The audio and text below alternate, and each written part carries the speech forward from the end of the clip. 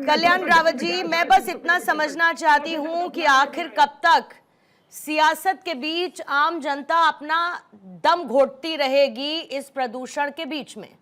और जिस बात का जिक्र निवान शर्मा ने किया, आम आदमी पार्टी के प्रवक्ता हैं, लेकिन एक बात मैं ये जरूर आपसे समझना चाहती हूं कि ये हाई टाइम नहीं है कि हमें इसे एक नेशनल प्रॉब्लम के पर्सपेक्टिव पे ट्रीट करना चाहिए, बनस्पत इसके कि हम स्टेट वाइज इसमें उलझे रहें कि भाई कौन से स्टेट में ज्यादा पोल्यूशन और कौन से स्टेट में कम पोल्यूशन।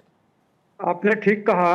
और मैं ये कहना चाहूंगा कि ये प्रदूषण तो पूरे विश्व की समस्या बनी हुई है, लेकिन दिल्ली की समस्या ज्यादा ही है। और दिल्ली में इस तरह से दिखता है कि जैसे आदमी किसी धुएं के बीच में जी रहा हो और मास्क लेकर के चल रहा है। वैसे तो प्रदूषण अब पहाड़ों में भी होने लगा है, लेकिन दिल्ली और कुछ महानगरों में ज्यादा ही होने लगा है। और अगर इसी तरह से प्रदूषण बढ़ता रहा तो ये लोगों के स्वास्थ्य पर कितना गंभीर असर पड़ेगा, ये एक चिंतन का विषय है। और जहां तक इसको कम करने की बात है, ये केवल सरकार नहीं कर सकती है, बल्कि ये सारे मिलजुल करके ये काम करना पड़ेगा।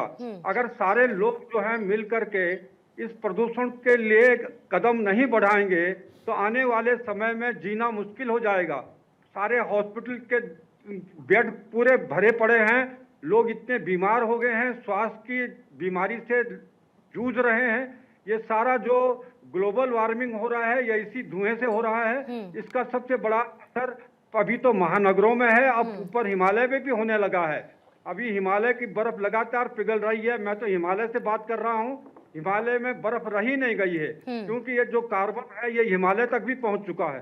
तो ये मैं ये कहना चाहता हूँ कि ये जो आप दिल्ली की बात कर रहे हैं, ये दिल्ली में जो इतना ज्यादा प्रदूषण जो बढ़ रहा है, इसके लिए वहाँ की यातायात व्यवस्था ज्यादा जिम्मेदार है और उसको कंट्रोल करने की जरूरत है। एक ऐसा प्रबंधन करना पड़ेगा कि अधिक से अधिक जो है ये जैविक जो जैविक वो है ऊर्जा है, इसका कम से कम प्रयोग किया जाए।